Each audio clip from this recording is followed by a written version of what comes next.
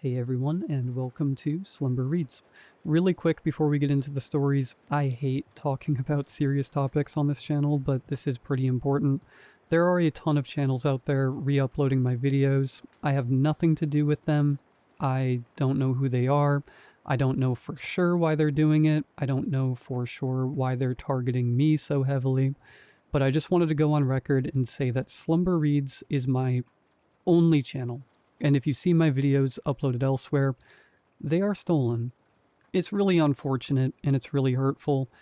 I think they probably figure they can get away with it because my channel isn't super popular, and maybe they think like, oh, I can steal videos from Slumber Reads and nobody will know because Slumber Reads isn't a super popular channel. And then they're probably doing it to reach monetization, and then once they reach monetization, do who knows what with the channel. My reasons for thinking this is because I've been through this before, and I've seen this happen to other creators as well, but I've been specifically targeted in the past a couple times now, and that's been the case every single time. I am trying my absolute best to get my videos removed off these channels. If not, just removing those channels altogether. I just want you all to be aware. I also feel like this is worth mentioning. I haven't heard any reports of anybody trying to scam, but it's always worth mentioning. Practice internet safety. Use your best judgment. Don't fall for anything. The only thing that I will ever ask you to do is drop a like on the video and subscribe if you're new. I don't even do sponsorships. In the over 11 years that I've created content on this channel, I have never taken a sponsorship, not even once. Just anxiety, so on and so forth. I don't like to mess with anything. I like to just upload my video, log off, upload a video, log off. So just be careful and stay aware, stay alert, and again, just going on record, Slumber Reads is my only channel. If you see my videos elsewhere, they're stolen. And again, a quick thank you for all of you letting me know about this. But yeah, sit back, do whatever it is that you do to relax, enjoy the 2 hours of horror stories with no mid-roll ads, except for the ad break after this intro. There will not be any more ad breaks after that one. And as always, I apologize for the super long intro, and I hope you all have a great night. Good night, everyone. I review digital maps for a living, so I know roads don't appear by accident, especially not roads named after my dead brother. The ticket came in at 8:42 on a Tuesday, while I was eating cold toast over my keyboard and pretending I hadn't slept badly again. The subject line was boring enough that I almost skipped it. Field verification required. Eli V. Street. Spam, I thought. Then a cruel joke. Then one of those small disagreements that happen when county parcel data and a private mapping company stop trusting each other. Except the road was in Mercy P, my hometown, and Eli V was my brother. He disappeared in 2003, 6 years old. Blue popsicle in his right hand, standing outside B's Market while I went around the side of the building to talk to some kids I wanted to impress. I was 12. He was supposed to wait 5 minutes. That was the number I gave the police. 5 minutes. It became the number everyone handed back to me. You were only gone 5 minutes. A lot can happen in 5 minutes. You were a child too. People say things like that because they need tragedy to have edges. A beginning, a middle, an end. 5 minutes is small enough to hold in your mouth. It sounds like an accident. I opened the ticket. Eli V. Street appeared on 3 independent sources: County GIS, USPS address verification, and 1 commercial satellite layer. According to the metadata, it was a residential access road running north off Junie B Road, just past the old subdivision line. The satellite image showed trees. The county layer showed 12 lots. USPS listed 4 active addresses. A note from another contractor read, "Local government confirms road exists." requires field validation. I was still staring when the navigation preview loaded, and a woman's pleasant artificial voice came through my laptop. In 200 feet, turn left onto Eli V. I hit mute hard enough to make my coffee jump. I hadn't been back to Mercy P in 14 years. Not for my mother's surgery, not for the reunion, not when they found a child's jacket near the old quarry and asked the families to submit fresh DNA. I mailed mine from 3 states away and threw up in the post office bathroom afterward. I told my manager I would verify the road in person. She said fine, if I wrapped it up by Friday. Everything okay? She asked. Just a weird data thing, I said. That was always how Mercy P started, as a weird thing. A small wrongness you could explain, as long as you didn't look at it straight on. The drive was 4 hours. Interstate, then county highway, then the 2-lane road that used to make me carsick because Eli would lean across my lap to count cows out my window. He always cheated. Brown one, white one. That one's 2. It has spots. That's not how counting works. It's how mine works. At the town line that my rental's GPS chimed and recalculated, though I hadn't missed a turn. The screen flashed "Welcome to Mercy P," and beneath it, for half a second, something else appeared. I only caught the first word. Remember. Then it was gone. I pulled into the gas station by the old grain elevator. They'd painted the elevator white since I left, and the paint was already peeling, gray showing through like bone. A new coffee kiosk advertised oat milk, which felt obscene somehow, like a vape shop in a cemetery. The cashier had silver hair and a Mercy P Cardinals sweatshirt. She looked at me, then looked again. People there recognized me by subtraction, not my face, not at first. The missing boy around it. "You're Helen V's girl," she said. I hadn't heard anyone use my mother's name in years. "Mara," I said. Recognition crossed her face, then pity, then caution, in that order. "Back for the house?" "Work." I bought a bottle of water I didn't want. When the receipt printed, she folded it before handing it to me like it carried something indecent. I looked away. 2 Junie B Road. Corner of Junie B and Eli V. "This isn't right," I said. The cashier glanced toward the window. "Receipts get funny sometimes. Eli V Street doesn't exist." She smiled, not unkindly, not cruelly either, like a woman who had already survived this conversation with other people. "Roads don't need you to believe in them." I left the water on the counter. The afternoon had gone dim in that Midwestern way that feels more like a mood than weather.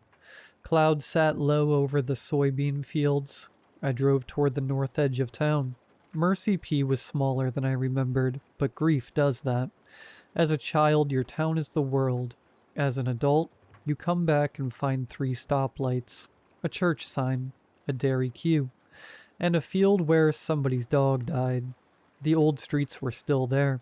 Mercer A, Pine S Road, Quarry C. Then I saw the first child's name. Hannah G. Lane. White letters, green sign. Hannah G. disappeared when I was 8. Everyone knew the story because her mother had been baking a birthday cake and sent her outside for being underfoot. 10 minutes. My mother used to drive past their house with both hands locked on the wheel. "Don't stare," she told me once. But Eli stared. Eli always stared. "Where'd she go?" he asked. My mother said, "Somewhere we can't help her." I didn't understand how strange that answer was until much later. Then came Caleb S., Caleb N., gone from a bus stop in 96. Lily M. C., 5 years old, last seen in her grandmother's yard. Thomas O. Way, missing from the fall festival. I pulled over before Junie B Road and searched each name on the county map. All active. Residential, rural access, publicly maintained. The records claimed Hannah G. Lane had been established in 1987. Hannah disappeared in 1995. I went to the sheriff's office because some childish part of me still believed buildings with flags in front had to tell you the truth. The sheriff wasn't the one from my childhood. That man had died of pancreatic cancer. This one was younger than I expected, broad-shouldered, tired-eyed, with a wedding ring he kept turning with his thumb. His nameplate read DM. "You're Mara V," he said before I could introduce myself. Everyone keeps doing that. "You look like your mother." "I'm sorry to hear it." Something almost like a smile crossed his face, then vanished. I showed him my badge, the ticket, the data. "I need to verify whether Eli V Street physically exists," I said, "and why it's named that." He leaned back. On the wall behind him hung a framed civic map of Mercy P, laminated and sun-faded. The kind in every municipal building. I scanned it before I could stop myself. There it was. A thin gray line branching north off Junie B Road. Eli V Street. "I want that map," I said. "No. You don't even know what I do with it." "I know what people do with maps." The sentence sat between us. "My brother disappeared 23 years ago," I said. "I know. Then why is there a road named after him?" He looked down at his desk. Under the glass blotter was a child's drawing. Yellow sun, stick figures, a dog too big for the house beside it. In the corner, in careful letters, someone had written, "Ben." "Don't go there after dark," he said. "Official recommendation?" "No." "Then what?" He looked at me. "A lesson this town learned badly." I almost laughed. "You people rehearse this?" "If you see something you remember, don't stop for it." "That's your advice?" "No," he said. "That's what I failed to do." He slid a business card across the desk. His number was handwritten on the back. "If the road starts using your voice," he said, "call me." I left without the card. Then I came back for it 30 seconds later. The planning office shared a brick building with the library and smelled like toner and old carpet. I told the clerk I was there about Eli V Street. From the back room, someone dropped a mug. A minute later, June T came out. I hadn't seen June since we were 17, when she told me at a graduation party that leaving Mercy P wouldn't fix what was wrong with me. She'd aged the way some people do. The same face kept under time, like a room that never changes its wallpaper. Sharp cheekbones, thin mouth, eyes that made you feel she'd already corrected your version of events in her head. "Mara." "June." "Heard you were in town." "I got here 2 hours ago." "Small town." "Apparently getting bigger." Her eyes flicked to the clerk. "Come back." Her office had no photographs, just binders, file cabinets, zoning maps, and a dead plant on the windowsill. I shut the door. "You know why I'm here," I said. "Eli's Road." My stomach turned at how easily she said it. "You say it like it's normal." "Nobody said normal." "I need the development records." "You won't find any." "I have county authorization." "Mara." The way she said my name made me hate her again. Not because it was cruel, because it was tired. She took a key ring from her drawer. "You remember the maps we used to draw on?" she asked. "No." "At B's, behind the soda machines. Tommy B stole county maps from his dad's office. We drew fake roads on them." The room seemed to tilt. I remember the soda machines, the alley behind B's where the pavement was always sticky. June at 12, chewing grape gum, bored by everything. I did not remember maps. She watched me not remember. Convenient, she said. Don't. You came here wanting someone else to be guilty. My brother disappeared. I know.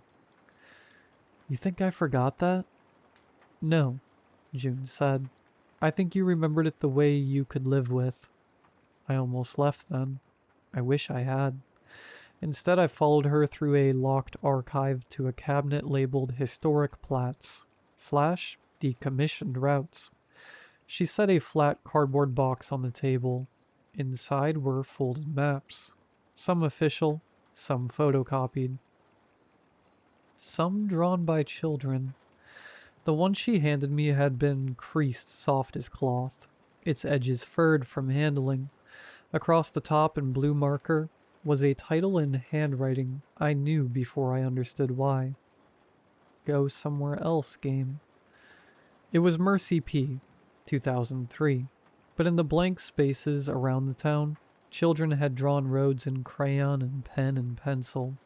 Loops, dead ends, lines cutting straight through fields and houses. Every road had a name. Not street names.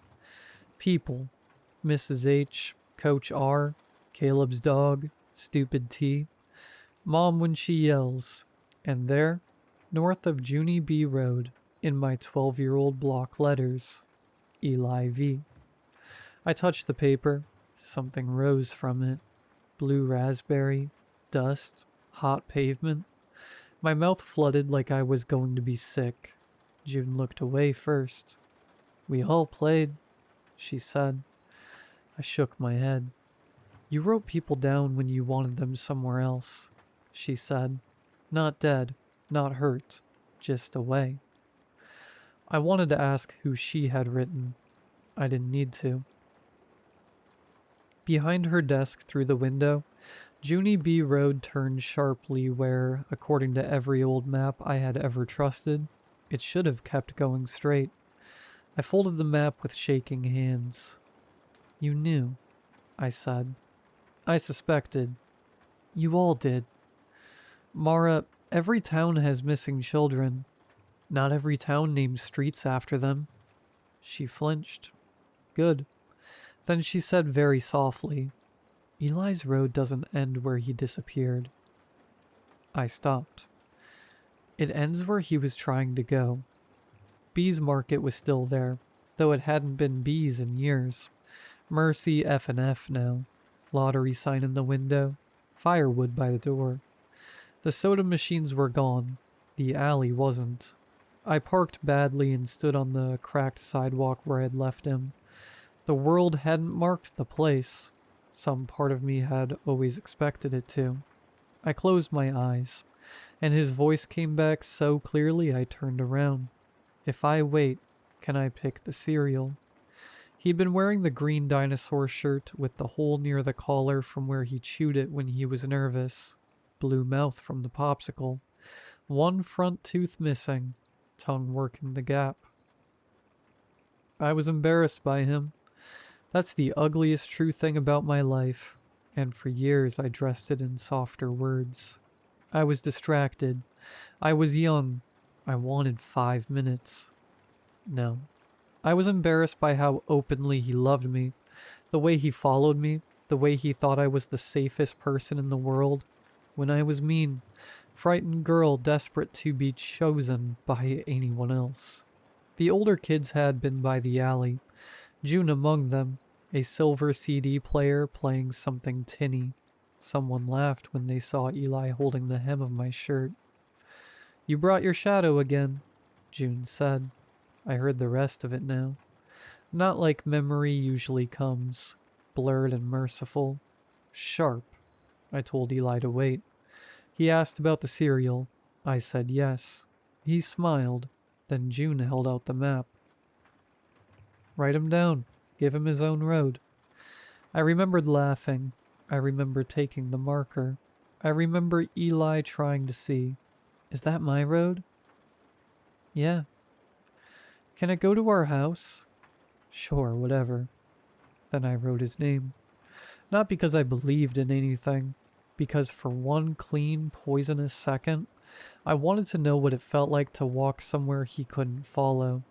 My phone buzzed. Unknown number. I answered without thinking. "Where are you?" Mercer asked. "Bees." "Leave." I remembered. "Then leave faster." "What is Eli V Street?" Static crackled between us. "A child's road," he said. "What does that mean?" "It means he's still trying to get somewhere." The sky had gone dark without my noticing. In the dark glass of the storefront, behind my own reflection, a small boy stood by the ice freezer. Blue mouth, dinosaur shirt, looking at the alley. Not at me. I turned. No one. "Mara," Mercer said. His voice was lower now. "If you go there, the road will give you what you deserve. That's not the same as the truth." The line dropped. My GPS chimed. Eli V Street, 12 minutes. I don't remember deciding to go. That sounds like an excuse, and maybe it is. But there are moments when guilt becomes a steering wheel. You can take your hands off it. It turns anyway. Junie B Road ran north past the last of the new houses with their identical porches, then narrowed between fields, then trees. No streetlights, no mailboxes, just weed-choked ditches and the gray suggestion of forest beyond. At 6:03 the GPS said, "In 400 feet, turn left onto Eli V." "Don't say his name," I whispered. "In 200 feet, turn left onto Eli V." There was no road. Then there was. Not appearing, not materializing through fog, just suddenly undeniable. As if my eyes had been refusing it and finally gave up. A narrow paved lane open between two walls of trees. The sign at the corner looked new. Rainwater clung to it, though it hadn't rained. Eli V Street. Below it hung a smaller yellow sign I've never seen on any road anywhere. No outlet unless remembered. I turned in. The blacktop was smooth and new. My headlights washed over ditch grass. The GPS went silent. My phone lost service. Then the smell came through the vents. Blue raspberry. The road curved and the trees fell away. Bees Market stood ahead of me, lit by late afternoon sun that didn't reach my car. The old red sign was back. One fluorescent tube flickering. The soda machines leaned against the wall. A small boy sat on the curb, kicking his heels. He didn't look up. His popsicle dripped blue onto the concrete, drop after drop, but instead of running to the gutter, the stain stretched out along the road ahead of me, a thin blue line leading on. I almost opened the door. The boy lifted his head. It wasn't Eli. Not exactly. It was my memory of him, which was worse. Too bright, too clear. 6 years old forever. Made of the pieces my guilt had polished until they shone. His mouth moved, and through the closed window I heard him. "If I wait, can I pick the cereal?" I drove. The market vanished behind me, and the road became a school hallway. My tires rolled soundlessly over beige tile. Lockers ran down both sides. My headlights made no sense there, but they still cut forward, trembling over classroom doors and bulletin boards. Every drawing on the walls was a road. Some went into houses, some into lakes, some into open mouths. None reached anything. They were the careful, patient work of children who kept getting the way home wrong and kept trying anyway. At the far end, Eli stood with his backpack on. Too big for him. Red straps, a dinosaur clipped to the zipper. He was checking the classroom doors. One, then the next, then the next. The way you search a building for someone who was supposed to be there. He had walked those doors before. I understood that the way you understand things in dreams, completely and all at once. He had searched for me in places I had never been, because those were the only places he knew how to imagine. "Eli?" I said. He turned, his face opened with relief. Not fear, relief. He started toward the car. Not running, just walking, sure of me now. I put my foot down. Because if he reached the door, I would open it. And if I opened it, I would never leave. For a few seconds, the distance between us refused to close, no matter how fast I went. That was the most frightening thing yet. Not that he was chasing me, that he couldn't catch up. Then the hallway snapped back into road. I was crying too hard to see. The next stretch was my mother's car. Not visually, not entirely. The road stayed under my tires, but the air thickened into the inside of her old blue Ford. Stale coffee, wintergreen gum, the radio giving the forecast from the day he went. She sat ahead of me and to the left, hands at 10 and 2.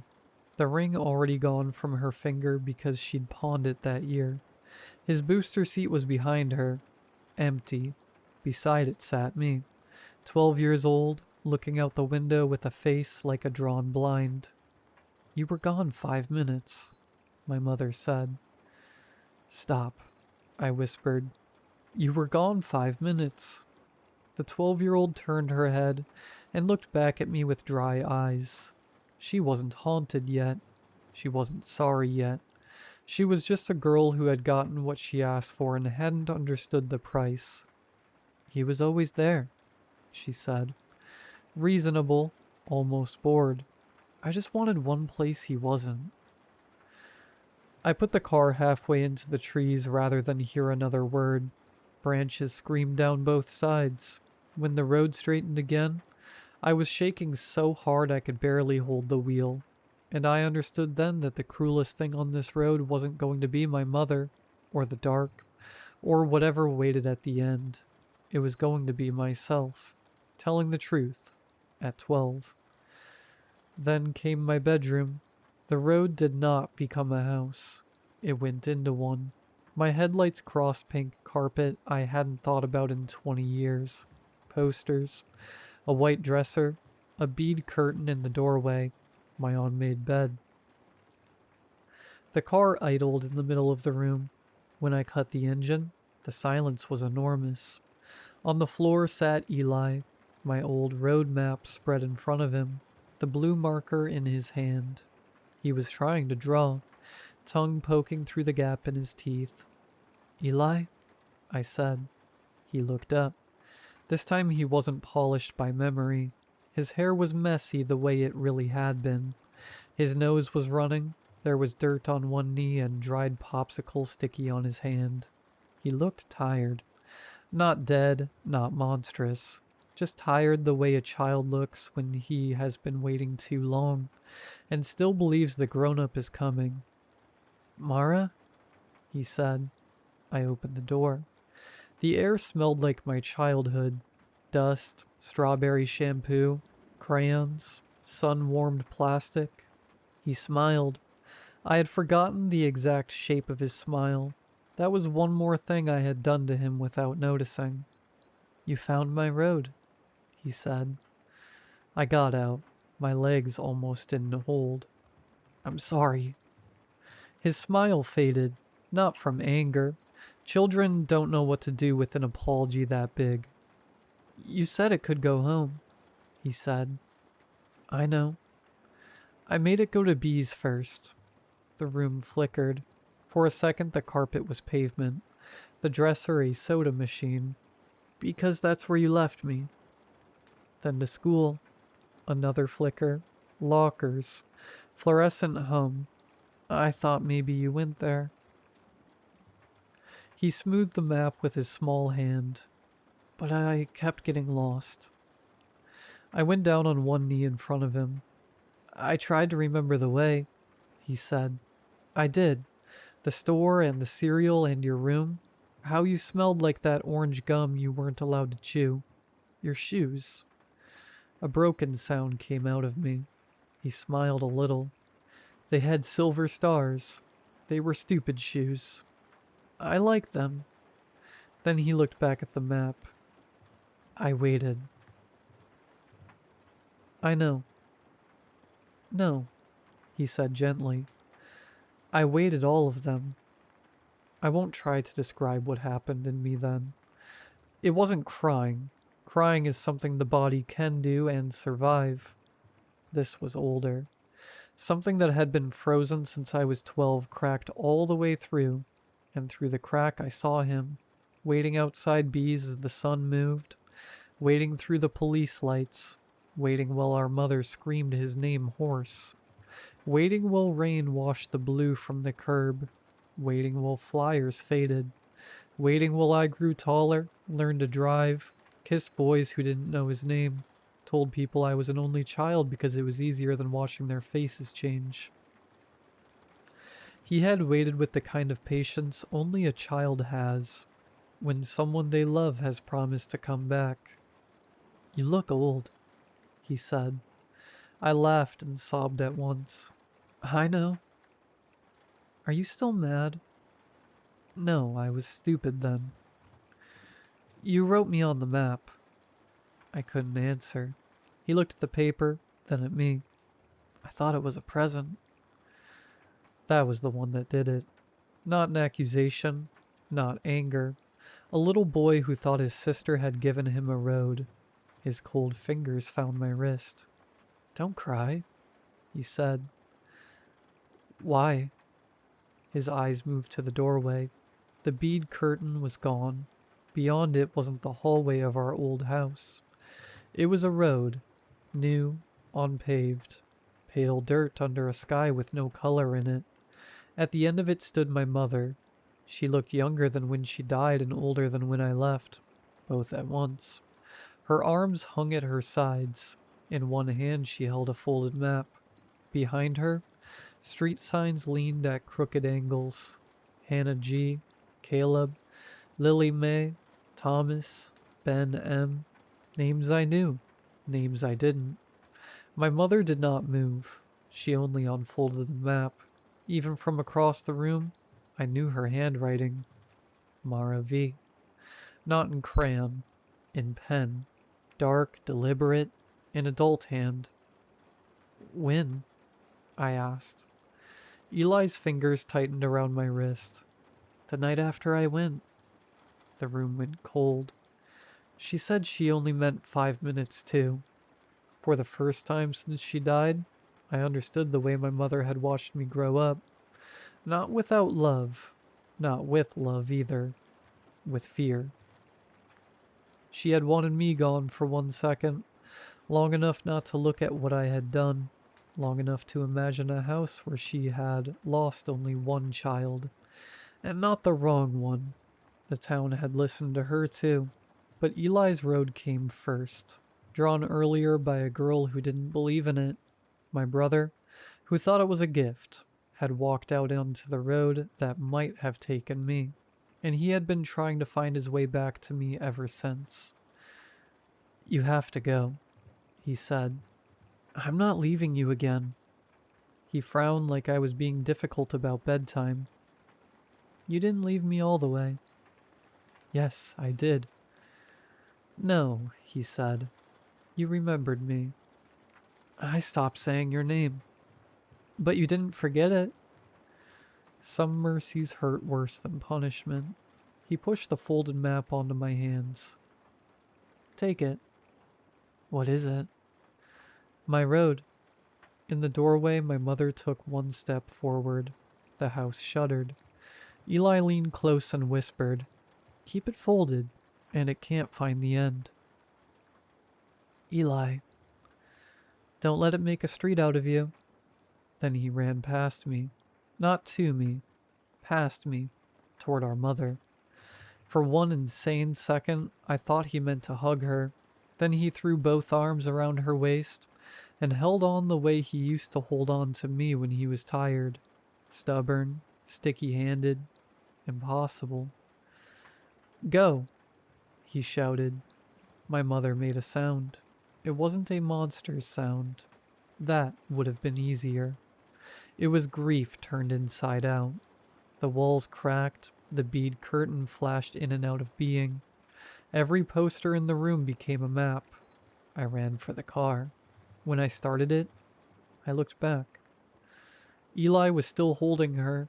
He looked at me over his shoulder, and now he was crying. Really crying. Scared and brave and far too small. I had never let myself imagine him crying. In my memory, he had always been frozen before the fear. "Mara?" he called. I rolled the window down. "What?" He smiled through it. "I picked the cereal." Then the room collapsed onto road. I drove. I don't know for how long. The road unspooled under me in pieces of other people's children. A kitchen floor, a bus seat, a backyard going dark, a small hand letting go. At one point, I passed Mercer standing beside a sign that read Ben M. Way. He didn't wave. He took off his hat and held it to his chest as I went by. Then the trees came back. Then Junie B. Road. Then my phone found service and there was a normal night sky over me, indifferent and full of stars. I pulled over and was sick. Into the ditch. The folded map was on the passenger seat. It was warm. I didn't stop at a motel. I drove out of Mercy P and kept going until the sun came up. At a rest stop 2 counties over, I opened the map. Most of the roads had faded. Not gone. Faded. Like pencil under an eraser. Eli V Street was still there. Thinner now. At its end, in a shaky child's hand, someone had drawn a small square house. Inside it were 2 stick figures side by side. One tall, one small. The small one had blue around the mouth. The tall one wore shoes with silver stars. I laughed until people stared. Then I cried until they stopped. When I got home, I filed Eli V Street as invalid. The system rejected the edit. Road verified by local authority. I tried to delete the ticket. The screen went white. When it came back, a new field had appeared. Future extension, Mara V Road. Status, pending.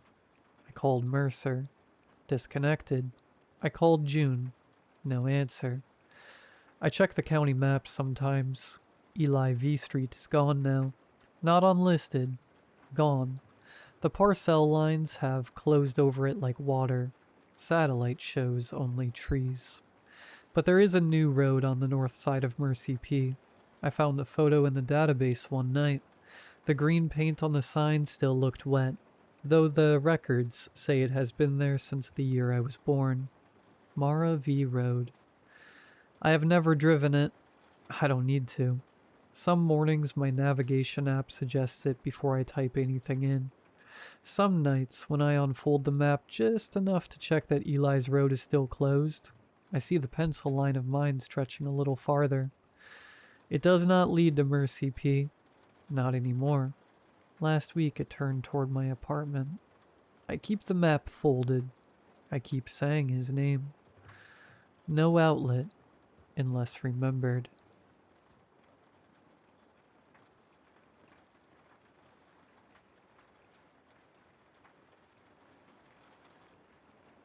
Sistine was the love of my life. She was funny, bright, and had a way of cutting through BS that would knock you on your butt. She would crochet a scarf as easily as she could recite a monologue from The Office, and could fix a flat tire, change your oil, and call you an idiot for not knowing how to do these things yourself in one fluid motion. I loved the way she snort-laughed, the way she rested her head on my shoulder when we hugged, the way she strutted in her favorite heels or her boot-cut jeans for my hoodies. I miss her every day. It happened on the 4th of July, or maybe Memorial Day. I just remember the boisterous red, white, and blue wreath on our front door, and that the ER was packed when I brought her in. Sistine was 32 weeks pregnant. She had endometriosis, so the pregnancy was already high risk. When she said she wasn't feeling well one morning, I insisted she see a doctor. She put up a bit of a fight. She did that a lot. She wouldn't do anything she didn't think of first. but she relented when her pain worsened. That said, she wouldn't take an ambulance. I loaded her into my car and drove. "How are you feeling, babe?" I asked. Sistine groaned. "Dee, for Christ's sake, I'm fine." "Is the pain getting any worse?" I began. "On a scale of 1 to 10, how would you—" She interrupted. "Dakota, I love you, but if you keep talking, you will lose the ability to ever father a child again." I did as I was told and turned my attention back to the road. I peeked at the rear view, catching a glimpse of the car seat in the back. I hoped we wouldn't have to use it just yet. When we arrived, they put us in an exam room, gave us some paperwork, and told us someone would be with us shortly. I stopped checking the time after 2 hours. Despite the cacophony of drunks with newly missing fingers outside, Sistine and I remained pretty much silent. Every so often, she would tell me I was breathing too loudly, or that the hospital smells were making her nauseous, or that she would have brought her crochet with her if she'd known she would be waiting so long. Occasionally, it was just an exasperated sigh or an eye roll. You'd think for someone who feigned nonchalance so much, she'd be better at it. Eventually, a team came in to take a look at her. They took vitals and asked questions. Sistine asked what took so long while fiddling with her red yam ring, enough to make it fray. She leaned back to look at me through the people examining her. "Dee," she asked, reaching her hand out to me. "Can you get me some water?" "Sure thing, babe." I took her hand, squeezed it, and shuffled into the hallway. I wandered for a little while before finding a couple vending machines. As I retrieved a water bottle from the compartment on the side, there was a commotion.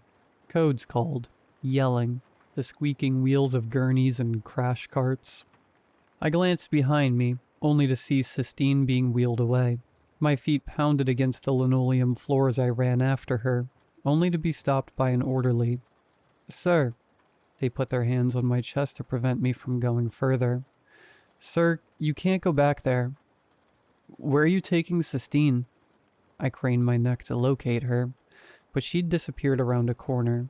The orderly spouted a stream of jargon, rambling on about D-cells and hemorrhaging. It all boiled down to the woman I love and our child were in peril, and I was powerless. They brought me to the waiting room and sat me down in the corner between a screaming baby and a television playing some soap opera. All I could do was close my eyes and lean my head back. Sistine and I met a little over a year ago. She helped me find charcoal pencils at a craft store, in exchange for my number. Within weeks, she had a toothbrush and a set of crochet hooks at my place. And I had half a sketchbook's worth of drawings of her. When she did properly move in, suddenly my entire apartment was covered in granny squares, colorful paint and sip canvases, and half-empty bottles of Mod Podge and glitter glue. I complained about it then, but I would give anything to live in that mess again. It was maybe a month in that I told her I loved her. We were on a commercial break during a rerun of Scrubs. She just smiled, shrugged, and said that she figured as much, while fidgeting with the tassel on the throw pillow beside her. Around the time of our 6-month anniversary, Sistine slipped the news of her pregnancy between passing the salt and asking if it was butter or margarine in the potatoes. She kept her eyes on the plate, but she couldn't hide her beet red face or raw cuticles, and she certainly couldn't hide the tears streaking her face when she finally broke. "Please don't run," she begged. As I came around the table to comfort her, "Please don't leave me." I went over to her big pile of yarn and cut a few inches of her favorite, a crochet thread of variegated red, and tied it around her finger. "Call it an engagement ring," I said, holding her hand in mine. Wiping the tears from her eyes, Sistine whispered, "I always knew you were cheap." "I love you." I wrapped my arms around her and she melted into my chest. "Wait," Sistine backed up. She cut another piece of the red yarn and tied it around my finger. "Here, so no one goes getting any ideas." I held up my hand to admire the ring, but I was looking at her. Perfect. The weight was excruciating. I counted the ceiling tiles, paced enough to leave a dent in the carpet, and bummed smokes off anyone I could. After the third hour, I finally approached the front desk. "Excuse me?" I sighed. "Can you give me an update on my girlfriend? I still haven't heard anything." "Sure thing, honey." The older nurse gave me a warm smile and turned to her computer monitor. "What's your girlfriend's name, sweetheart?" I gave her Sistine's name. She cocked her head. "I'm sorry, my love. I don't see her in our system." "What?" I asked. "What does that mean? Is she out of surgery, or is she..." "No, her name isn't even in our system." She put her hand on mine. "I'll tell you what, baby. Have a seat. I'll call you up to the surgical floor and see if she's up there. If maybe she just got missed. It can happen." I returned to my seat and watched her make the call. I watched her speak to the person on the other end and furrow her brow.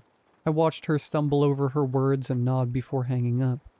I watched her repeat the process several more times. Sistine wasn't in the operating room. She wasn't in recovery. She wasn't getting prepped. She wasn't even in the morgue. She was just gone. Sistine couldn't just be gone. It's not possible. I stumbled out of the hospital waiting room like I had a bullet in my gut, and my ears rang accordingly. I slid into the driver's seat of my car and buried my head in my hands. When I was able to compose myself enough to drive, something caught my eye. My air freshener. It was a little black pine tree dangling from my wiper switch. Sistine never liked black ice. She said it was a guy scent, and that it didn't smell like anything. When I told her that I didn't care for the vanilla or cherry or peach ginger spritz scents that she used, she told me that she'd meet me in the middle. She bought me leather, bourbon, and fresh shave. They were still guy scents, but they smelled like something. I haven't used black ice in over a year, and I took the air fresheners out of my car altogether when they started making Sistine nauseous. But there it was, black ice. I figured I must have left it in there without realizing it. Maybe I put it back when Sistine wasn't with me. That sounds like something I might do. As I drove home, I checked my side mirror to see someone riding my tail. People drive crazy here. I looked into my rear view to get a look at this guy, but instead, I saw my empty back seat. I slammed on my brakes, making the guy almost hit me. He laid on his horn as I pulled over and climbed into the back seat. It was empty. Just a few fast food wrappers and an ice scraper. My hands were grease-stained for days after installing that car seat. It couldn't have just... I got back into the driver's seat and sped all the way home. Racing to my apartment, I could already see the plain front door, and as I entered, I fell to the floor. The walls were bare of paint by numbers and diamond arts, and the couch held nothing more than its gray cushions. My sketchbooks were blank. My bedroom was devoid of color, only a black comforter and navy blue sheets. My closet didn't have a speck of glitter or lace in sight. The worst of it was the nursery, or what was the nursery. Sistine and I spent weeks rolling the walls with soft blue paint and dabbing sponges of white across the ceiling. We spent hours researching cribs and changing tables and rocking chairs. We'd had dang near knockdown, drag-out fights about what should be close to the window and what should be close to the door. Now it was empty. It was the home office it used to be. A desk, a chair, a laptop. I could barely keep myself erect. I slammed my back against the far wall and slid down to the floor. I stared at the yarn ring on my finger. Hot tears crawled down my cheeks. I hadn't cried like that since I was a kid. Maybe not even then. I have been grieving every moment since. I tried to call her family, but their contacts were gone from my phone, along with her pictures. Even the ultrasound image framed on my desk at work was gone. I can't even have a funeral for them. There's nothing to bury and no one to mourn. So I'm eulogizing them. Sistine was the love of my life, and I have not experienced joy since she left. I would give anything to have the life we were supposed to have. One with the two of us and our baby. I still wear the ring, and I don't plan on taking it off.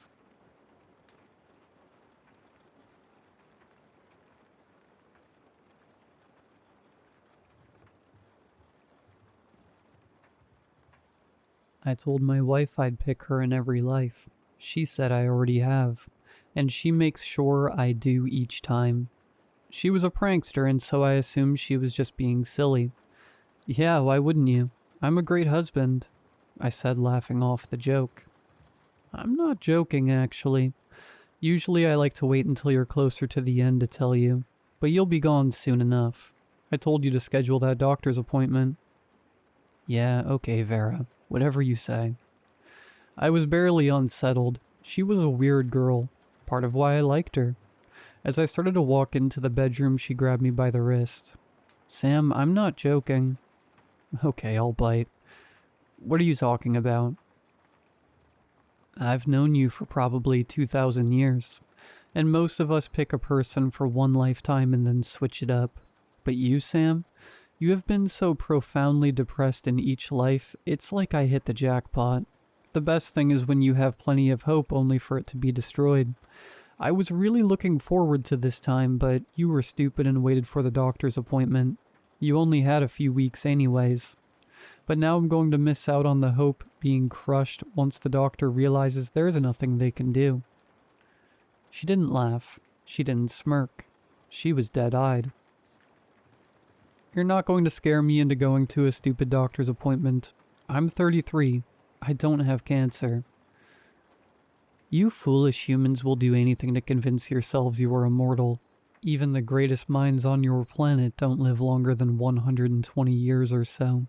Why do you think that is? Don't you think after all these years of human evolution, you would have figured this out by now? Don't you think it's strange so many other life forms that are so much less advanced don't experience this? Xenosense, biological immortality, the reptiles have it figured out, but they're a dumbed-down version here. Horrified at the mental break my beloved wife was experiencing, I asked her to go to the emergency room with me so she could be checked out. She agreed. If I told them I had stomach issues and got myself checked, fine. She was nervous about my results, and this is her insane way of trying to get me to go to the doctors before my next physical. I went to the hospital with her. She was released after a few hours. I'm now on palliative care. I am 33 years old, and I have stage 4 colon cancer. Vera, how did you know? Know what? Vera said it indifferently. Her husband of 2 years had a month left, and she didn't seem like she cared at all. In fact, she seemed perturbed by how long it was taking. About my cancer. What is wrong with you? Honey, I already told you. You're never going to understand this, and I've even taken a liking to you. I don't love you, obviously, but I love the sustenance you provide. That's why I pick you every time. I always make sure you get a better deal than the other prisoners. I do a lot for you that you don't even understand. You know, the first time I met you, you were a slave in Rome in 26 BCE, or whatever you call it. I had just started out here and had to find my own food, and for some reason I picked you. I was foolish then. I didn't request for you to be with me again. I had no power anyways. But I also just assumed all slaves at that time experienced the same feeling. Vera, you sound crazy. Yes, and you're ignorant. You humans don't even see or care what you do to animals with your industrial farms. At least we let you walk around and live a life. It's not my fault that you never believe me, but I don't care. I'll wait another 16 to 20 years and I'll be back, feeding off your energy. What I like about you, though, is your naivety. You don't ever believe me, and I've told you the truth each time for hundreds of years. I'm definitely one of the lucky ones. She said it with a sick smile on her face, clearly uncaring of how this was affecting me. I'm not crazy, so I assumed she was still pulling some weird prank, or was going through an episode of psychosis that hadn't been picked up yet. I decided to play along. Alright, Vera, let's just say this is true. Why would I ever believe something so asinine?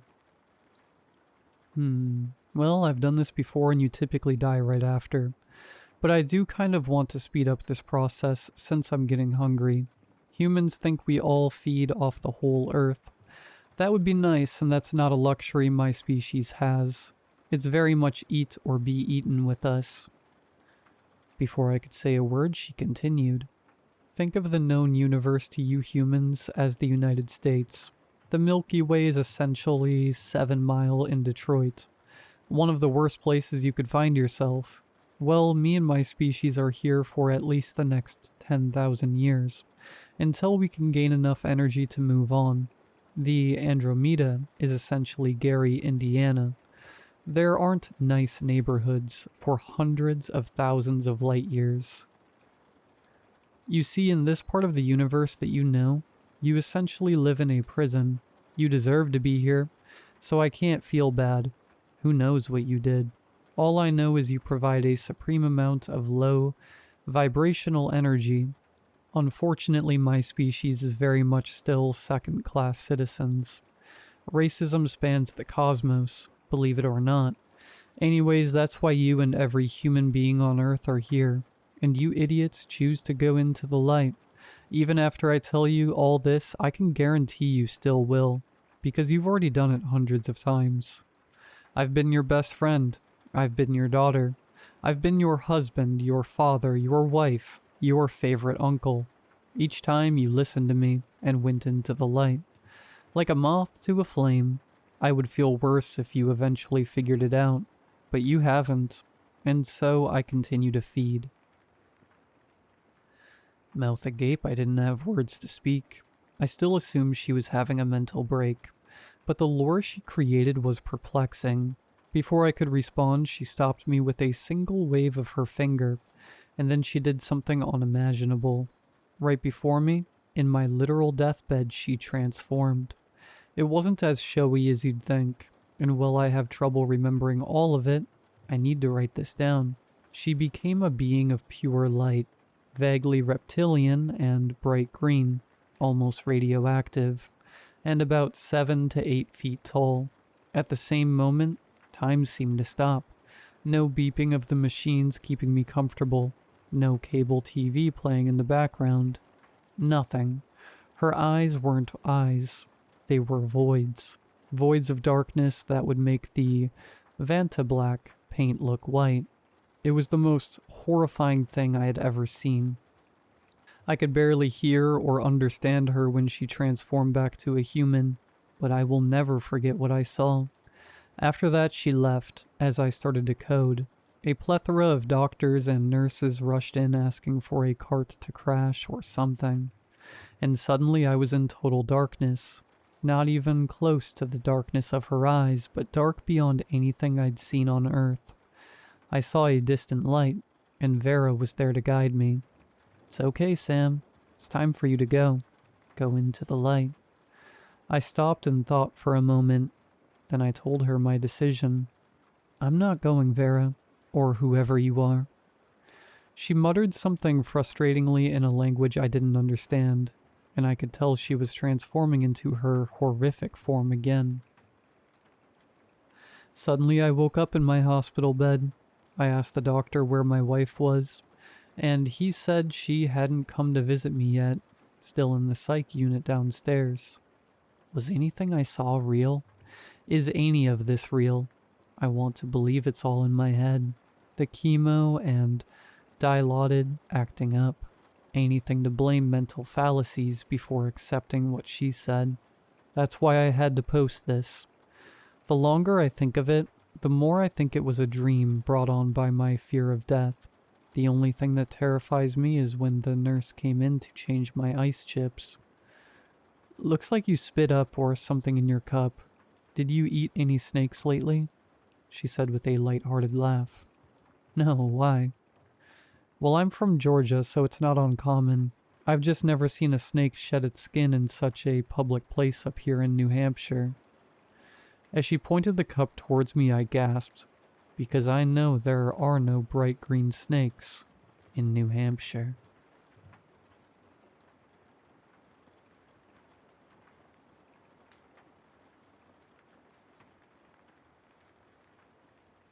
I had to move to the West Coast about a year ago for work.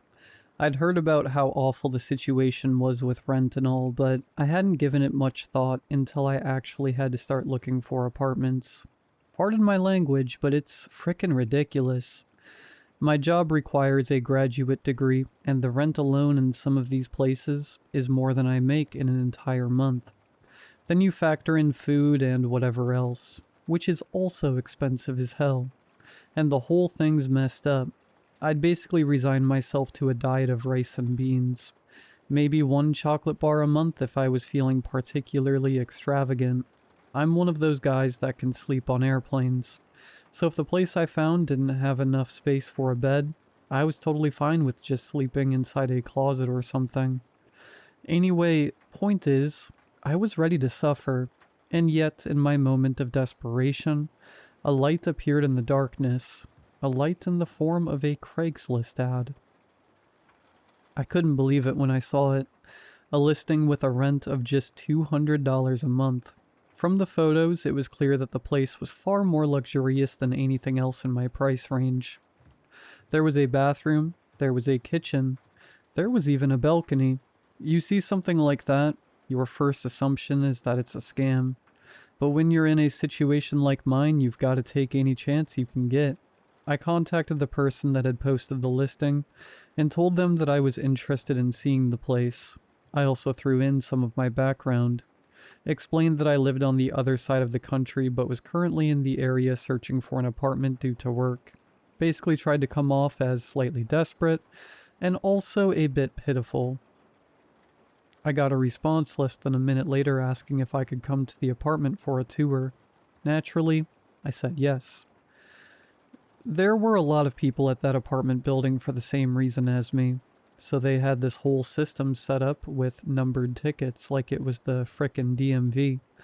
I had to wait for about an hour, but when it was my turn, I was directed into the apartment, which I was greeted by a large man who introduced himself as the landlord. The place looked exactly like the photos, and I had to confirm a few times that the place of rent I'd seen online was the actual, factual rent that I'd be paying. The landlord seemed almost amused by my disbelief. There was, however, a single caveat. He explained, a reason why it was possible to offer such a nice apartment for such an impossibly low price. Microtenancy is what he called it, a new system that they were trying out. Essentially, while I would be the primary occupant of the apartment, it would be possible for other people to pay to rent out smaller portions of the place for a short period of time. If somebody really needed to take a shower, for example, they could pay money to use mine for 30 minutes. With enough of these microtenants, the apartment would make more than enough money to offset the ridiculously low rent. Basically, the whole deal was mutually beneficial. The landlord makes a crap load of money, and I get a cheap apartment as long as I can handle disturbances every once in a while. The whole concept sounded absurd, but I wasn't about to complain. If the landlord thought an arrangement like that would make him more money than just renting out the place normally, well, that wasn't my problem. I told the landlord that his idea was brilliant, and that I was more than happy to share the apartment with others. After recording some of my personal information and asking a few questions, the landlord told me that he'd get in touch if I was selected as the primary tenant. Well, I spent the rest of the day dawdling around, touring other apartments, all of them demanding at least 20 times the money for a quarter of the space I'd get from the place with the micro-tenancy deal. I told myself that, considering the sheer number of applicants, I needed to face reality and accept that I was probably going to have to settle with one of those crappy Chinatown apartments, where the shower head is directly above the toilet. And yet, that very next morning, I received the call I'd been waiting for. The landlord, it seemed, had been particularly impressed when he'd met me. The moment he shook my hand, he knew I'd be the perfect fit for the place, is essentially what he said. And so, I had my apartment, and a month later, I moved in without any hassle. The visitors began to arrive around a week into my lease. They would show up to use my bathroom, take a nap in my bed, work out on the elliptical trainer I'd brought over. It felt strange at first, but the visitors seemed to be getting something out of being in my apartment, so it wasn't too hard to get used to. Still, it always surprised me to come home from work and be greeted by a stranger sitting on my couch. Sometimes I would try to chat them up, but all I'd ever get was a strange look. Like maybe they realized how awkward the whole deal was as well as I did. Those were the normal ones. As the months passed, the number of visitors grew, and for some of them it was difficult to figure out what exactly they were doing in my apartment. People would show up while I was working out and then just stand there watching me. Others brought sketchbooks with them and drew pictures of me while I was eating dinner. I caught one trying to steal my socks. Another walked into the bathroom and started tapping on the glass while I was taking a shower. You get the idea. At times I considered bringing these things up with the landlord, but I was worried that doing so might get me kicked out onto the streets. So I didn't. Ultimately, I reasoned. None of these visitors were doing anything directly harmful. Annoying, sure. Strange, yes. But that was about it. I was sleeping one night, as I tend to do, when I awoke to a strange feeling in my cheeks. As my eyes adjusted to the darkness, I realized that someone was standing over me and rubbing my face with their hands. I sat up suddenly and the visitor yelped, then began to retreat towards the door. I was still groggy from having woken up less than a minute ago. Plus, I was totally nude, so by the time I managed to get out of bed to chase after them, they were already long gone. Whether or not I locked the door didn't matter, since the visitors always had a key, so I sat in front of the door until sunrise, completely unable to sleep. As soon as I got off work that day, I marched into the landlord's office and explained what had happened the night before. The landlord, for what it's worth, turned bright red and began apologizing to me profusely, saying that what had happened was totally out of line and would never happen again. He even offered to give me a 50% discount on rent for the month, which wasn't that significant considering how little I was already paying, but I suppose $100 is $100. Although the landlord had sounded sincere, something about the whole incident had planted a sort of seed in my mind, a thought I couldn't quite shake. I bought one of those night vision cameras off Amazon, set it up in the corner of my bedroom, and let it run for a few days. When I checked the footage, my suspicions were confirmed. The visitors were there at night, too. As I slept, they would enter my room and watch. Nothing more. Just stand there and watch, sometimes for hours at a time.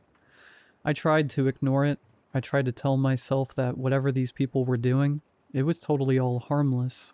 Reminded myself that I was paying 200 buckarooskies a month in rent. That night I just laid in bed, pretending to sleep, but in reality I was listening very carefully. Around 2 a.m. I heard it, the door unlocking as the first visitor of the night arrived. I heard them shuffling towards me and then stop. I heard the door again, more shuffling, more and more of them crowding into my room. At some point I finally snapped. Rent be damned. I leapt out of bed and shoved my way over to the door, blocking the way out. When I flipped on the lights, I was greeted by the stares of 10 or so strangers. None of them moved or made a sound.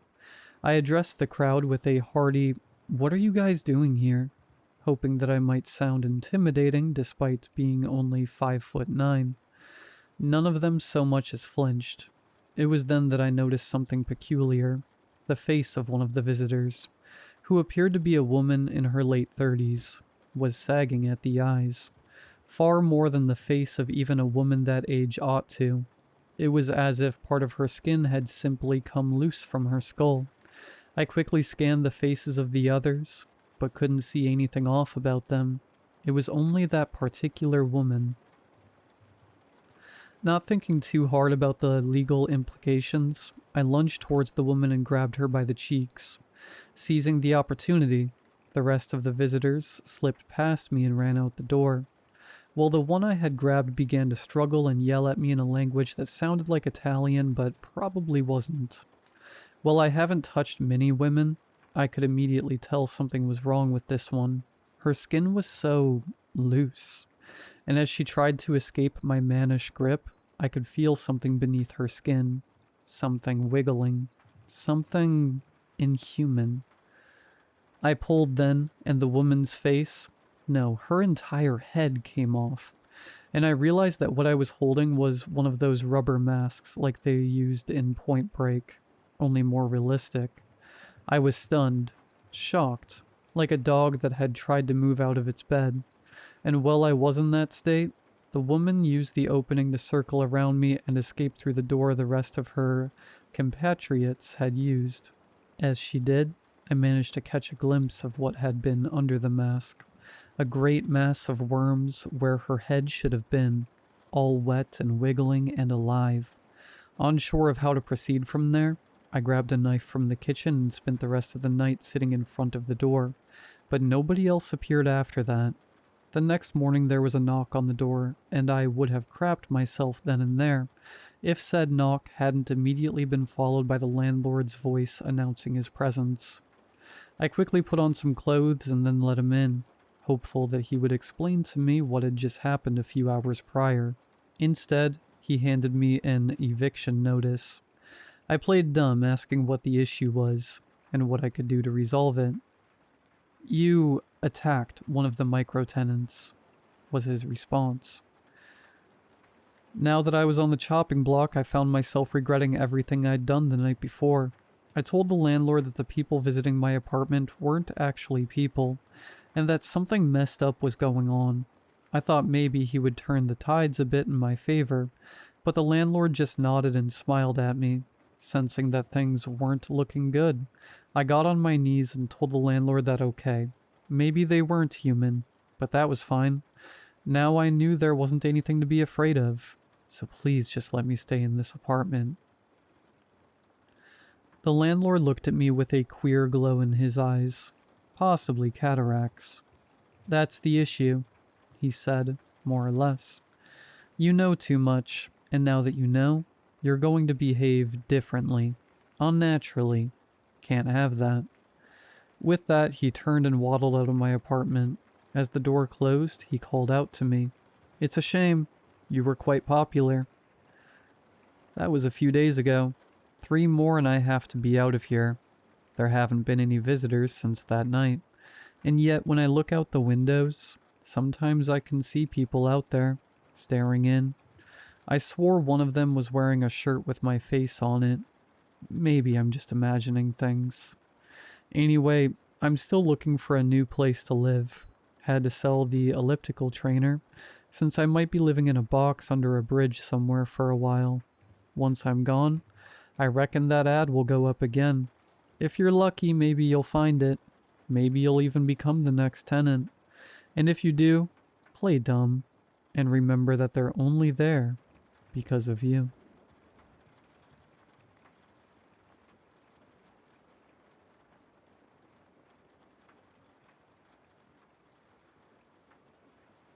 I'm posting this because I need some help. I've tried everything. Hot water soak, cold water shower, aloe vera. Let me explain. I recently got back from holiday. It was lovely. Great food and brilliant people. Except for getting sunburnt. I was the only ginger in my friendship group. Probably the only ginger on the entire Greek island. But I refused to be left out just because of some sun. I still went to the beach every day with my friends, drinking beers and having a laugh. My friends kept moaning, telling me to put on more sunscreen, but I hadn't flown all that way to hide myself in the shade. It wasn't until I got home I realized how badly I'd burnt. I arrived back somewhat pink and tender, radiating heat. I spent the next couple of days lathering up with aloe vera gel. It must have been 2 days later. I was back at work, back to reality, when I started to peel. It started small, pulling thin patches from my shoulders. They came off with ease. It was like taking the screen protector off a new phone. I was engrossed. Then I pulled the perfect part, from the elbow straight down my forearm and over the back of my hand. I laid it out. I stared at it. It was perfect. My hand was wonderful to peel. I'd find an edge beginning to lift and peel it back delicately. I could see my freckles in it, the tiny grooves of my fingerprints, even the way it would stretch around an old scar. There would be a slight bit of tension before release, revealing a softer, newer flesh underneath. I'd taken to rubbing my feet together before bed, scratching away at an itch that I could never quite get. For some reason, I found this comforting. I would drift off softly, chasing the sensation. One morning, I stood with my back to the shower. I'd neglected the loose skin there that I couldn't reach. The water found an opening on my shoulder and ran beneath the skin. I could feel the warm water spreading between my skin and back. It ballooned out and sagged before it finally split. I stood and watched as skin, wasted, washed down the drain. But when I really think about it, that could have been one of my best pulls. From then on, I would pull the unreachable bits with some kitchen tongs and some good stretching in the mirror. For the itch, I rubbed my back against the doorframe. I thought about stopping when the lock scraped so hard it drew blood. For a moment, the itch disappeared. I went to work until they asked me to stop coming in. At first, I think they were concerned. People had mentioned I was getting thinner. Then concern turned to disgust. I heard people whispering that I smelt rotten. Of course they were exaggerating. A little BO at most. I just hadn't showered properly in a while. People started to wonder why I was at work with a long-sleeve shirt. I told people I was embarrassed by the peeling. Truth is, I knew I wouldn't be able to resist pulling away at it at work. I'd be typing away and small pieces would flake off and land on my desk. I was missing out. I had to sneak to the bathroom and pull a few pieces for myself. It was better than any cigarette break I ever had. It was only a problem if I got a good piece. One time at work, my sock had made an indent around my leg. It made the perfect edge. Slickly, it pulled right up my calf all the way to my knee. I had to sneak it home. I kept it in my lunchbox so it wouldn't get damaged. It's my favorite piece in my collection. It took some of my tattoo with it. It looks beautiful. The layers seemed to get more red, more vibrant as more layers peeled off. With every layer, my tattoos seemed to get brighter, newer. Then parts of them began disappearing with skin I pulled away. Eventually, I had none. A fresh canvas. Then came the harder bits. I started using some tweezers to get in the tight spaces. My knuckles were tougher. They peeled off in callous lumps, but they preserved all the little creases and folds of the joint. I liked those. I peeled far enough down one finger that I finally reached the nail bed. Then I found the edge beneath the nail. Once I had the edge, it peeled off effortlessly. They'd been so itchy. I was never truly worried until I woke up and found my little toe in the corner of my fitted sheet. There was no blood. It had simply come off in the night. I put it in my collection. Honestly, I was unsure what to do with it. I didn't think it was truly collection-worthy. Unlike my big toe, that felt collection-worthy. I didn't have to worry anyway. It wasn't long before I had a full collection. I couldn't help but spend the whole day peeling. It was captivating. More captivating than any work or anything else had ever been. Night started to roll in when my stomach grumbled and woke me from an itching daze. I looked at my hand. I peeled and scratched it completely raw. My eye was caught. I could still see a piece, wedged in the corner of my knuckle. I had a dental utensil, a long thin metal point. When I wasn't scratching the gaps in my teeth, I used it for small, awkward, unrewarding bits like this. This was the first time I made it to the bone. This bit was deeper than others. When I hooked the point beneath it and pulled, there was a resistance, a sharp pinch. For a moment I thought I'd finally gotten it. Then the itch returned. I wasn't as disappointed as I should have been. But it was deeper this time, inside the bone. I'm writing this with my right thumb. It's the only finger that still works on the screen. I'm lying in bed listening to the kirk, kirk, kirk of my feet rubbing together. They don't feel soft anymore, but still it soothed me for a moment. The itch is everywhere now. I can feel it all over me. It's in my bones. I grind my teeth together trying to reach the itch inside them, but it's never enough. My left hand is bone, but it still itches. I stare at it when I drift off. It might be the light, but I swear I can see edges beginning to lift. I don't want to run out.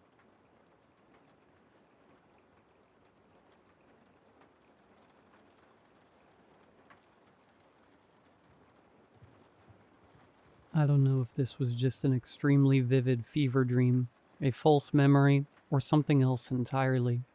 I was around 5 or 6 years old. Even after all this time, it's still one of the clearest memories I have from my childhood. I was at a mall with my mother and father. It was a normal day. My mom was shopping while my dad and I followed her around. We were playing and messing around while waiting for her to finish. At some point, I suddenly needed to pee. My dad took me to look for a restroom since my mom was in the middle of shopping. For some reason, we couldn't find one. I remember this wasn't a mall we visited often, so we were kind of lost. Eventually, we ended up in what looked like the basement level of the mall. I should probably mention that this mall was really old even back then. It's been demolished for years now. That area was dimly lit and felt completely different from the rest of the mall. One side looked like a parking area, while the other seemed to be where delivery trucks brought supplies into the building. We weren't actually outside, but we were near the entrance to that area. There was a security guard standing there, so my dad asked if there was a restroom nearby. The guard pointed towards a restroom sign farther down the basement area. At that point, I was desperate, so we didn't really have much choice. My dad let me go in by myself while he waited outside the entrance. I remember the restroom being pretty dark, but honestly, I didn't care. All I wanted to do was pee. After I finished and came out of the stall, I noticed a woman washing her hands at one of the sinks. She had long hair and was wearing what looked like a Sunday dress. I wasn't planning on washing my hands. I was a little kid and figured nobody would know anyway. But since she was there, I felt like I should. I noticed there was a lower sink that was just the right height for me, so I went over to it. I wasn't really paying attention to the woman, but I remember feeling like she was looking at me. Not just glancing at me, actually staring. For some reason, I didn't want to look directly at her. Looking back, I think I was already scared. The restroom was dark, I was alone, and there was a stranger standing there with me. I remember wishing I had let my dad come inside with me. He had offered to guide me to a stall, but I insisted I could do it myself and told him to wait outside. The longer I stayed there, the more uncomfortable I felt. I can't explain it very well, but it felt like she was getting closer. I never turned around to check. I just remember suddenly wanting to get out of there as fast as possible. The second I finished washing my hands, I ran.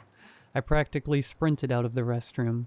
When I saw my dad was waiting outside, I felt so relieved. I immediately ran up to him and told him we should go back. He picked me up, and as we were walking away, I happened to look back toward the restroom. The woman was standing near the entrance, just staring at us. I don't remember her moving. I just remember her watching. Once we got back to the main part of the mall and found my mom, I finally relaxed. The rest of the day was completely normal. Eventually, I forgot all about the woman. At least until later that night. When we got home, I became sick with a fever. I remember lying in bed feeling hot and exhausted before eventually falling asleep. Then I found myself somewhere else.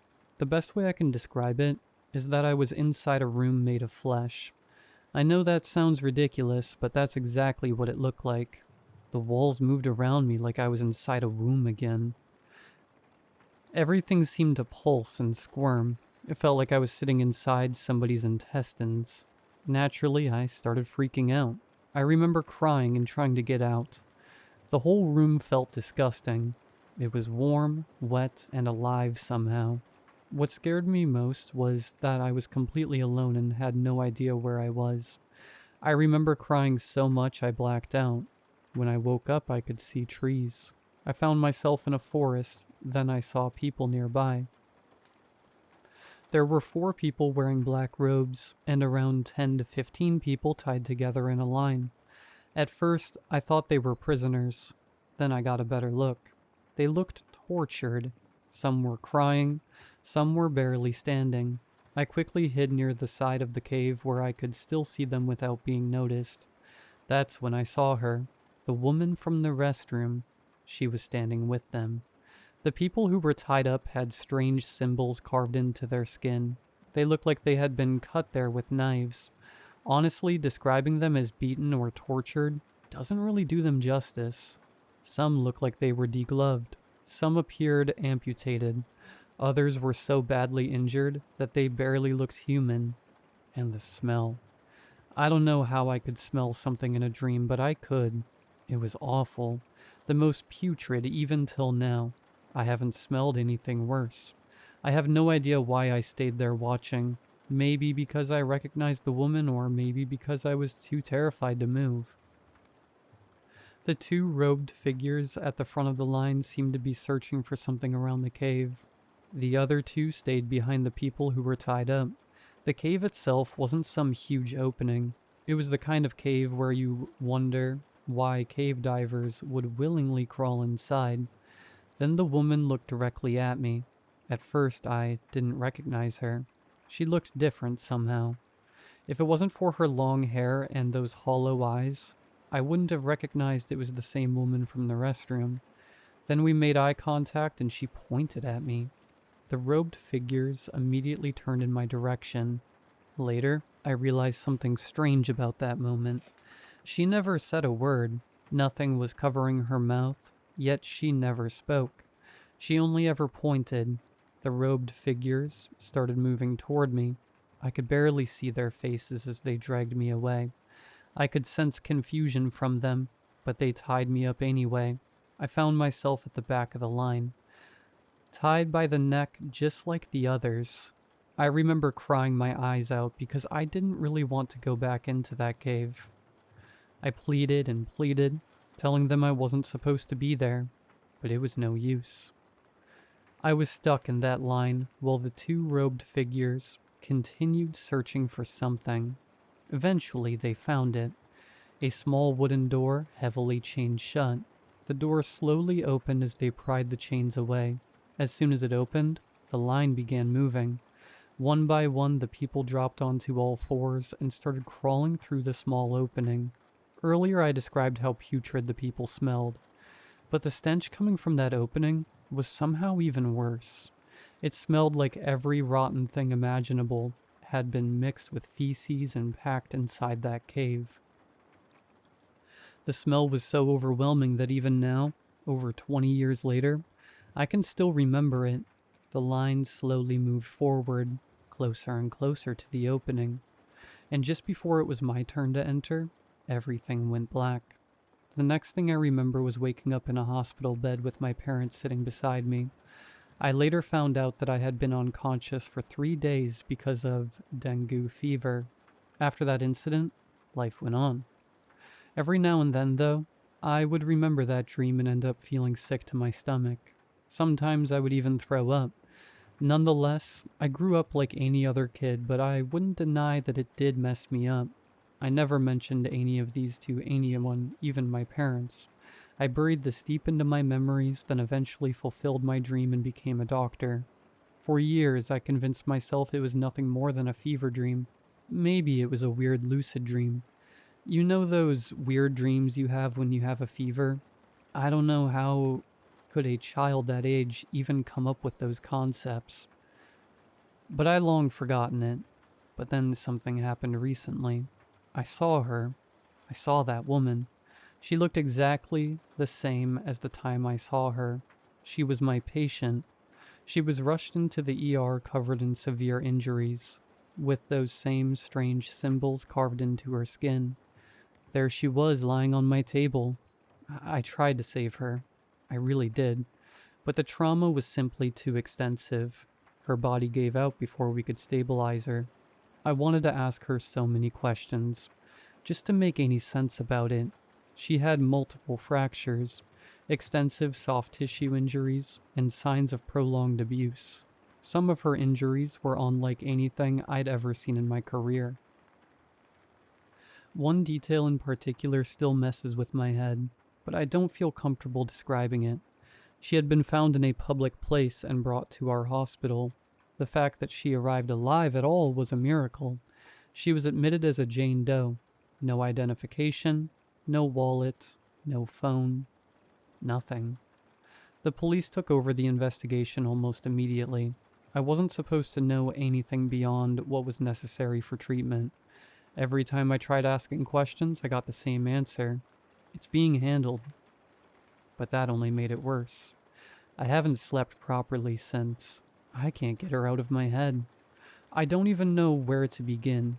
I don't want to think about it, but the questions keep coming. I can barely bring myself to go to work anymore.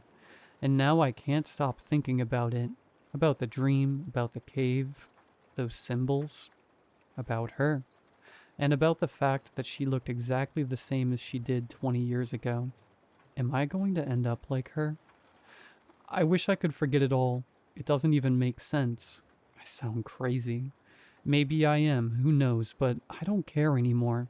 I just want to get this off my chest. I'm now seeing a psychiatrist. The fear and anxiety is slowly killing me. I don't know if I ever want to dig deeper into this. My head hurts just writing this. I had altered and didn't mention some information that would better explain why I'm freaking out about Jane Doe for privacy reasons, especially since she was still a patient. May she rest in peace.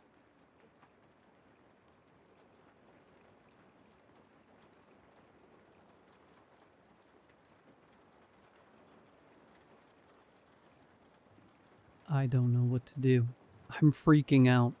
Just earlier today I was playing video games after a draining day of work, reminiscing on how comfortable I was on my vacation, and wishing that comfort would have lingered a little while longer. Now I'm in my car in an abandoned parking lot waiting for the cops to show up. Let me start off by saying me, Sam, and my friend, Gerald, are close. Our mothers were childhood friends, so naturally this closeness was passed down a generation. He doesn't keep any secrets from me, and vice versa. So as soon as my vacation was over, and it was close for his week, and a half stay at the luxury hotel resort to begin, he didn't mind letting me know that the workplace won't be missed while he's gone. He left for the airport today and should have already landed, if not close to the end of his 10-hour flight. He sent a message to me this morning talking about how beautiful the view was going to be. Here was how the morning messages played out. Hey bro, we're about to head on to the plane soon. I'll send you pics when we land so I can rub the view in your face while you are deep in paperwork. LMAO. I'll keep that in mind when I plan a trip to Tokyo. By myself. I'll make sure to send you a pic of some nice ramen stew. Yum. I see how it is. But next year, let's plan our vacation together. Yeah, if they let us. You know they need at least one of us there to keep the building afloat. You're so right. It gets tiring carrying everyone on our backs, huh? LMAO, you already know. Okay, they're calling our numbers now. I'll text you when we land. Talk to you later. Got you. Don't forget to send pics. Up until that point, I hadn't gotten any messages back. So imagine my surprise when I got a knock on my door at 8 p.m. and when I looked through the peephole to see Gerald. His hair was messy and growing into different directions. He had dirt on his face and his clothes looked like a messier version of an outfit he wore 2 years ago. The only reason I remember the exact outfit was because I bought him the outfit and he only wore it once. I took a picture of him in it that day. I said hello, to only get a frantic, "Let me in, bro. I need help. I can't believe this just happened to me."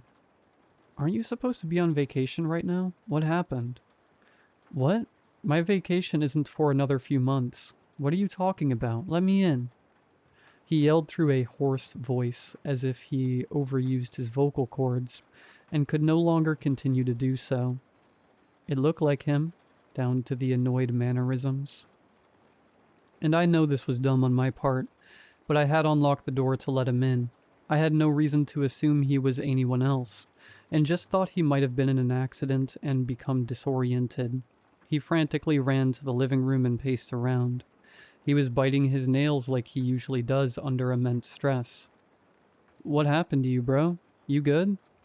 I asked in a concerned tone, trying not to overreact. "Dude, you remember when I said I was going to go hiking in the woods near B Road?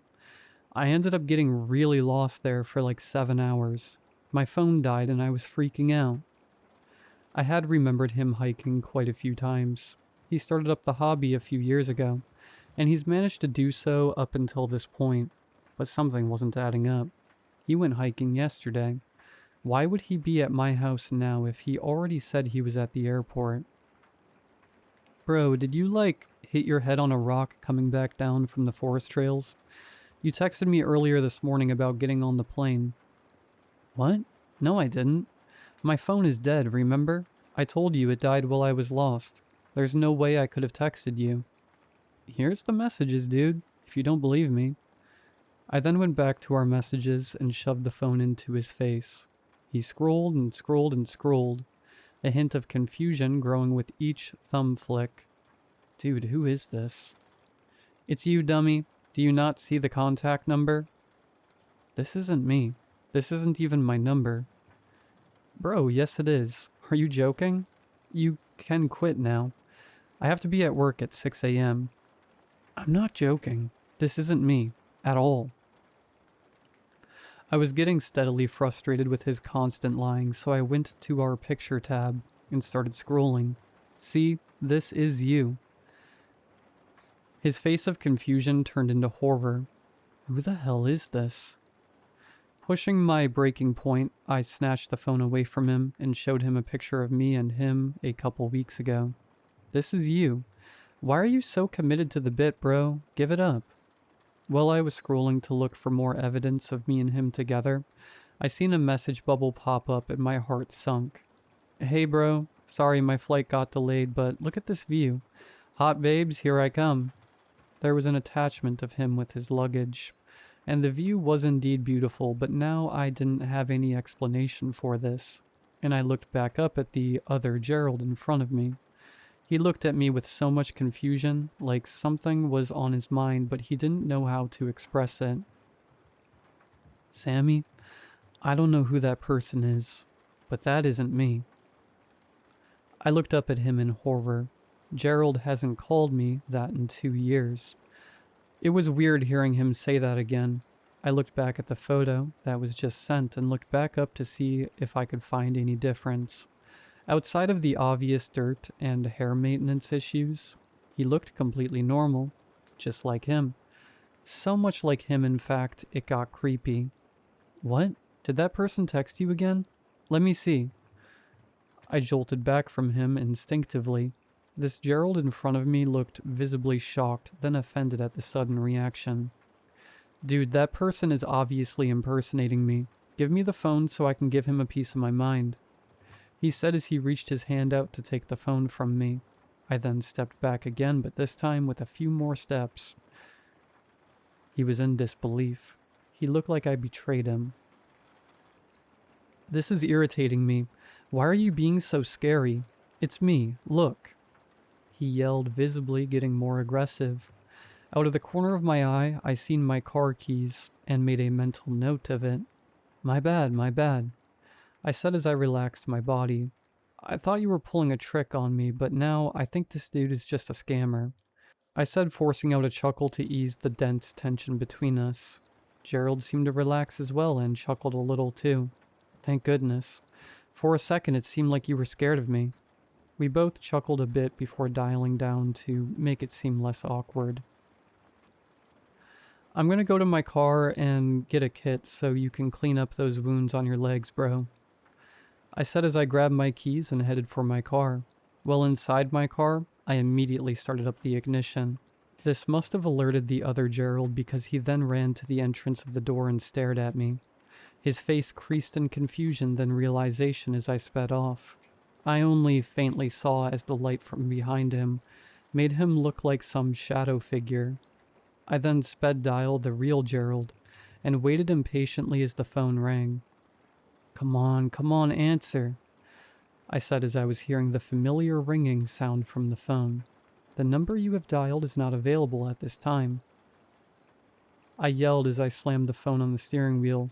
I then texted him and said, "Bro, answer me back when you can. Someone at my house is claiming to be you, but that's not possible." I pressed send, then sat there contemplating on what does one do after experiencing this.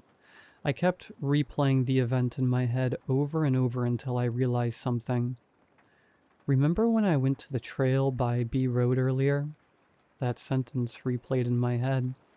I thought he said he wasn't stepping foot back into that trail again because of all the unnecessary cuts he got from walking the partially developed trail. I looked up B Road in the messages and sure enough, the message from 2 years ago popped up of him saying he wouldn't go back there again. But that wasn't all that showed up. Another message was above it too. This was also around the time he changed his number. He said because he lost his old phone and didn't feel the need to swap numbers over. I then tracked down his old phone number and sure enough, the last picture I sent to him on that number was a picture of him and I together. Me in casual attire and him in the outfit I gave him that day, that he wore for the first and last time. I ended up getting another message bubble popping up from Gerald. "What? I'm all the way on vacation, dude. Get out the house." A thought came into my head and I ended up typing this out before I could even process what I was doing. JK, I'm joking, LOL. LMAO, scared me for a second. Good thing you're safe. Oh, but anyways, dude, I had a question to ask you. My fingers hovered over the phone as I was prepared to type this out, but I needed to test my theory. So you remember that time we went to that club out in Seaville, and I got drunk and puked everywhere a few months ago, right? Of course, I had to clean you up. Never drink like that again. I won't, don't worry. Also, dude, I'm making banana bread in 2 weeks. You down to eat it with me? You think I'ma pass up my favorite homemade banana bread? Hell yeah. You always make the best. Cool. I'll let you know when I go to buy the ingredients. Make sure to send more pics. You already know, bro. I immediately dialed 911 and told them someone has stolen my friend's identity and has been for 2 years. And I know you guys are wondering, how the hell did you come to that conclusion? Well, for one, I have never in my life made banana bread, and two, he's allergic. Has been since we were teens. He's never ate anything with bread in it since. So if the Gerald that came from the woods is the real Gerald, then why has the real Gerald been convinced he's only been gone for 7 hours? And who have I been friends with for the past 2 years?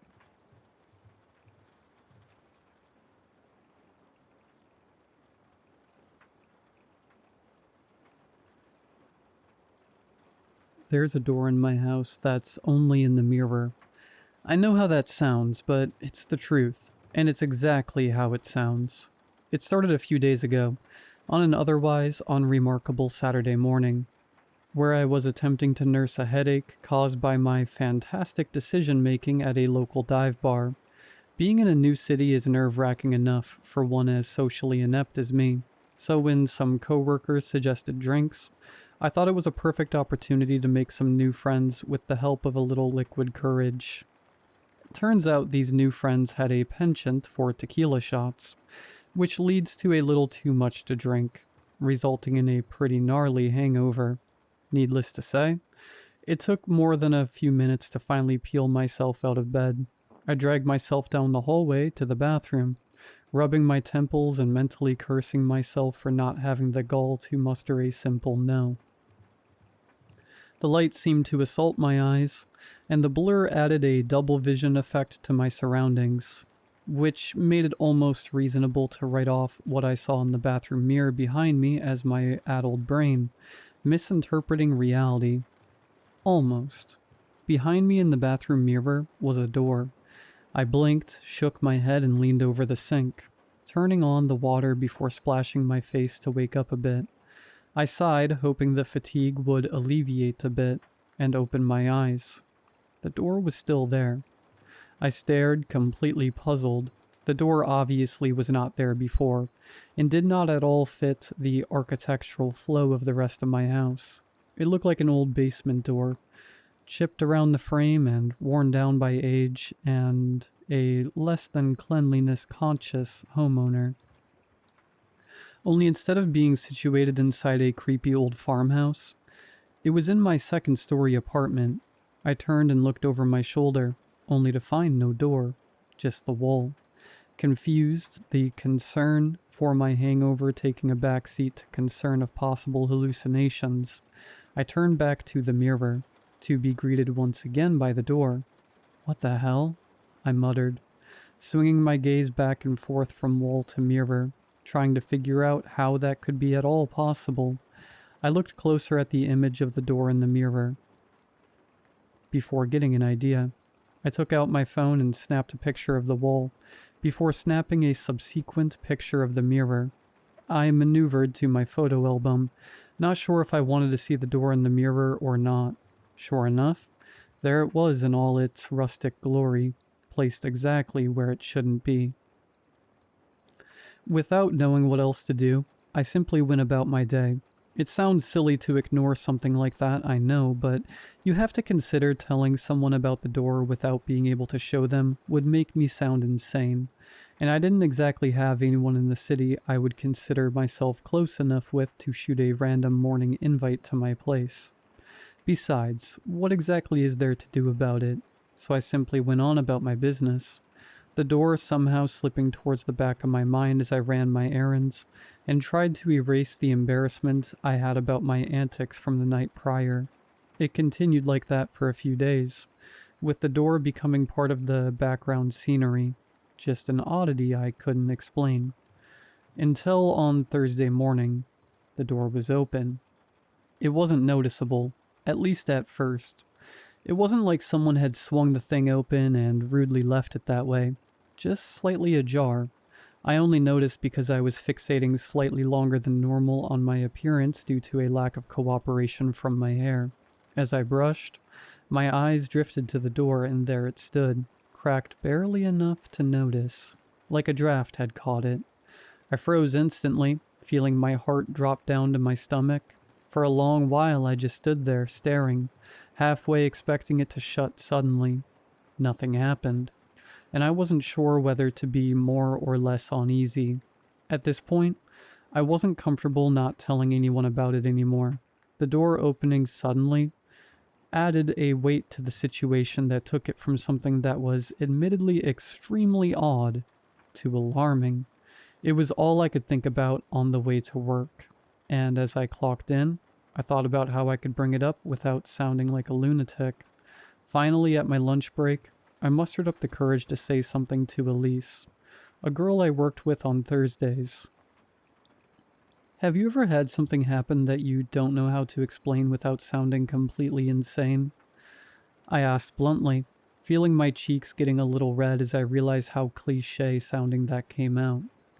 Elise tilted her head slightly, a puzzled but inquisitive look crossing her face before giving way to a grin. "What, like a ghost story? Or maybe a mystery? Ooh, I like that," she cooed, giggling a bit. "I'm serious though, Elise. I really don't want to sound crazy, but there's something seriously weird happening at my apartment." I tried to convey seriousness through my eyes as well as I knew how. Elise sat forward a bit now seeming to be some combination of amused and bemused. "All right, let's hear it. I'm not gonna have to report you or anything, am I?" She laughed, but I couldn't tell if she was completely joking.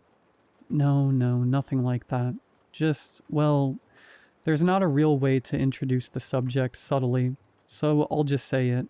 There's a door in my bathroom that only shows up in the mirror." Elise just stared at me for a moment, seeming to ponder that. What? What does that mean exactly?" Her slightly confused but also concerned expression made me less confident, but I doubled down. There is a door in the bathroom mirror, in the sense I only see it in the mirror. When I turn and look, it isn't there. It only shows in the mirror. Elise squinted a bit and tilted her head once again. So, like, the opposite of a vampire? You know how they don't show up in the mirror? I chuckled a bit at that before I continued. Yeah, I guess like a reverse vampire situation. Really though, I mean, what do I make of that? Am I just nuts? I rubbed my hands a bit before making myself quit. Nervous tick.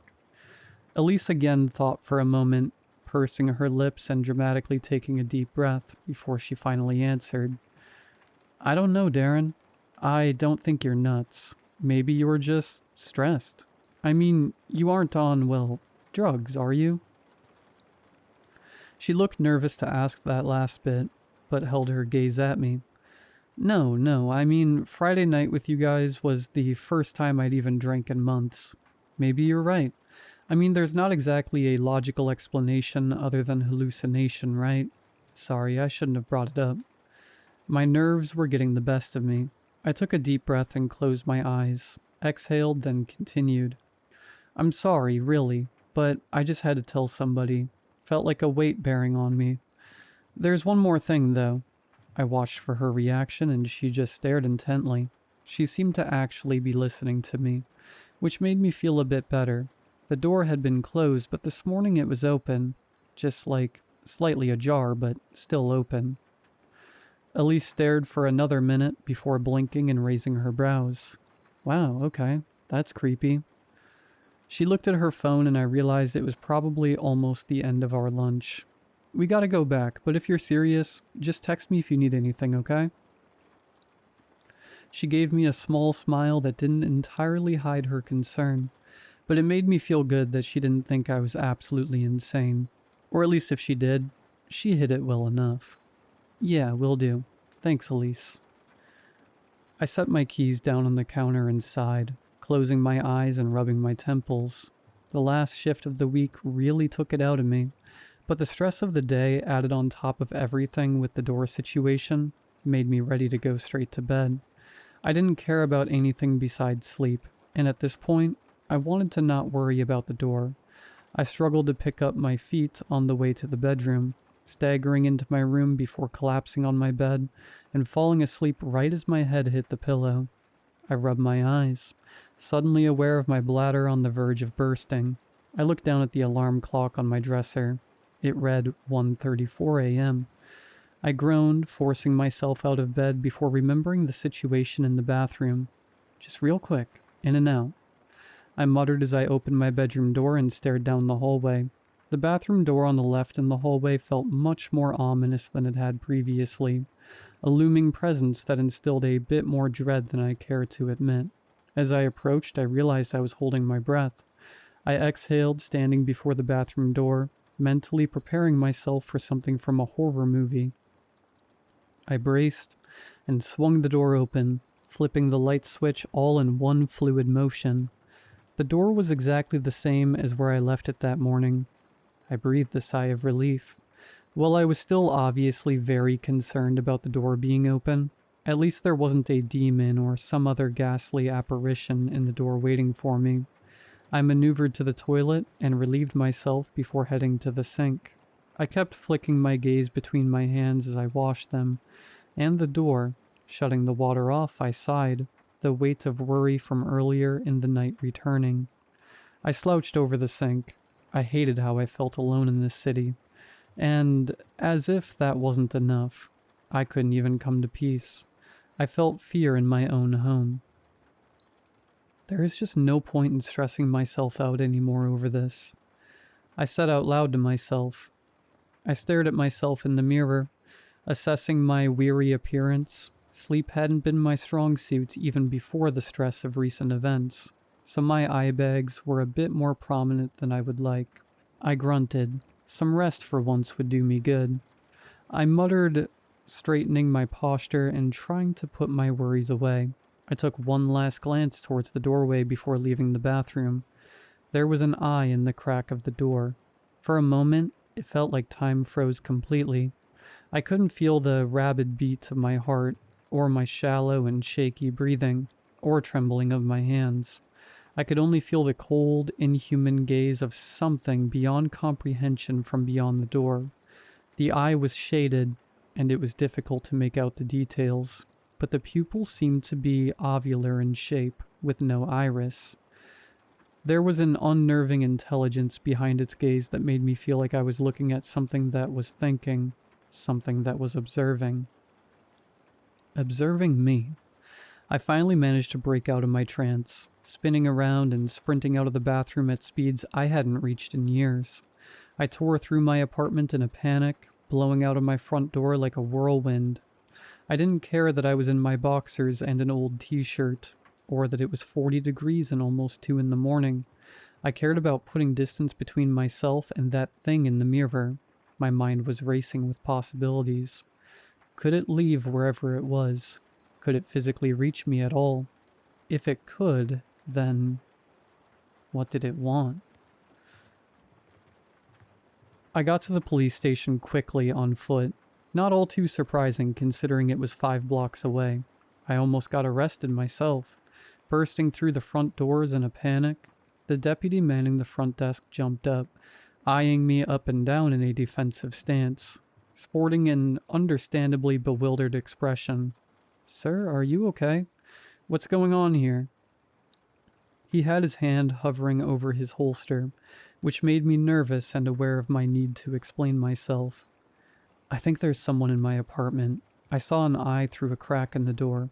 I live alone and I ran straight out as soon as I saw it."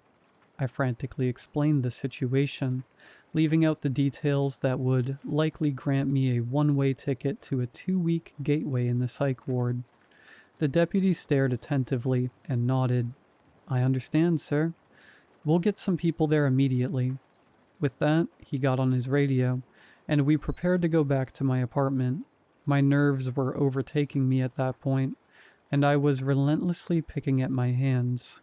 I rode in the cruiser with the deputy, with another officer trailing. Besides a few more questions from him about the situation, it was a silent car ride, which added to the ominous aura of the situation. As we approached, I could see my apartment building, and the knot growing in my chest tightened. I couldn't decide if I was more afraid of them finding something or nothing. Both prospects terrified me in their own unique way. As we pulled in the parking lot, the stillness of everything unnerved me. The peaceful night air betrayed the suspense of the situation in a way that made the tension palpable. The deputy turned to look back at his partner's squad car, before turning back, steeling himself and facing me. "Stay here, sir. We'll go sweep your apartment and check around the perimeter. Don't worry, you won't be alone." He gestured to the other officer that had just pulled in, totaling at 3 now. I just nodded, too preoccupied with my thoughts to offer much of a response. With that, he exited the vehicle, and he and the other officer going in stepped towards the building. Something about the ambiguity of the situation must have had him spooked, as I noticed his shoulders rise and fall in slow, deliberate motion, as if he was forcing deep breaths.